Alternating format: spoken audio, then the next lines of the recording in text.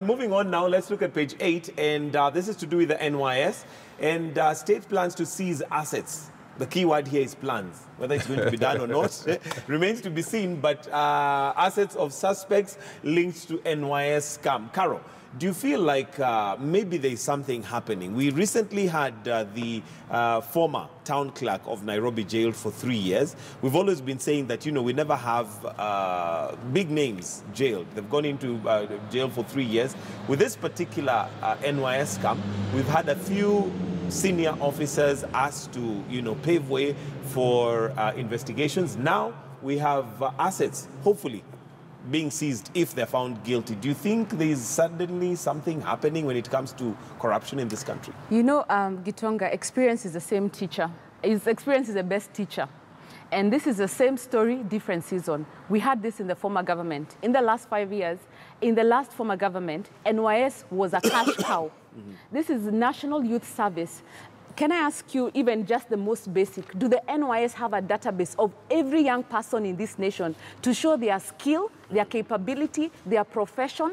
You know, do they have a database to account for young people? Or is it stories of 30 billion lost, 9 billion lost? And then, you know, we have in countries like China, where such leaders, if you are found in such a scam, you have a death sentence. But in Kenya, you are adored, worshipped, and even given a greater position after this. We have never seen anyone who is behind a death sentence or, you know, anyone, let alone a death sentence. No one has a sentence regarding the NYS scam. It is investigation, suspension, very light crimes. All we know is that 791 million shillings was lost in the previous one, 9 billion on this one, but it seems like nobody really stole the money. Can the president actually put his foot down? Because to whom much is given, much is expected. If his cabinet secretaries are not able to deal with this, let the judiciary and the president actually come together and make, you know, let us see people behind bars. Let us see life sentences behind bars. And this is the only way NYS will prove. Because it has proven to be a cash cow that is benefiting. There seems to be payments that are going to, they are saying, to air offices, you know, ghost offices.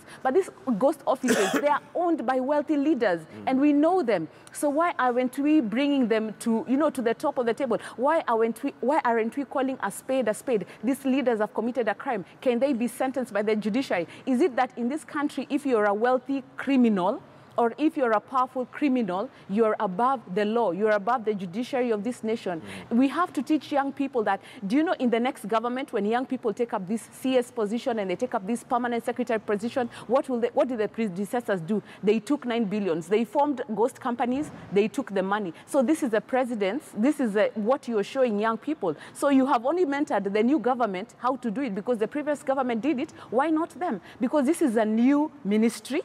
It is meant for the young people. The young people are suffering the most that they have ever suffered since independence in this country. It's supposed to take care of them. It is meant to take care of them. Unemployment rates are high. There is no database to show. Okay. Yeah. All right.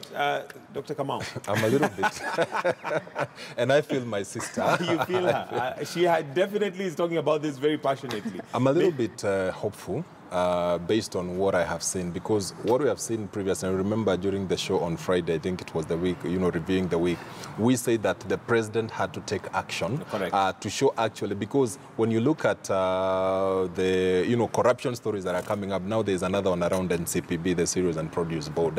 When these issues start cropping up this early in the president's second term, this has the ability to undermine his development agenda. The big four is talking about, I've always said, each and every one of them is a potential corruption scandal unless he is able to, this early, deal with this. Now, why I'm saying I'm a little bit hopeful is not only the senior officials that have stepped aside, but you see corruption is normally facilitated in the pipeline by junior officers. So the decision by the, you know, CS Margaret Kobia to send home, or, you know, on compulsory leave, the junior officers in the procurement and the finance system who are normally used to facilitate corruption, for me, this actually indicates seriousness. And I think it's also a welcome initiative in terms of the president being able to put his foot down and demand accountability from his CSS and PSS, and the PSS must also send the same message strongly to the junior officers within the ministry that everybody will bear responsibility. For me, it's not enough for the CS or the PS to step aside,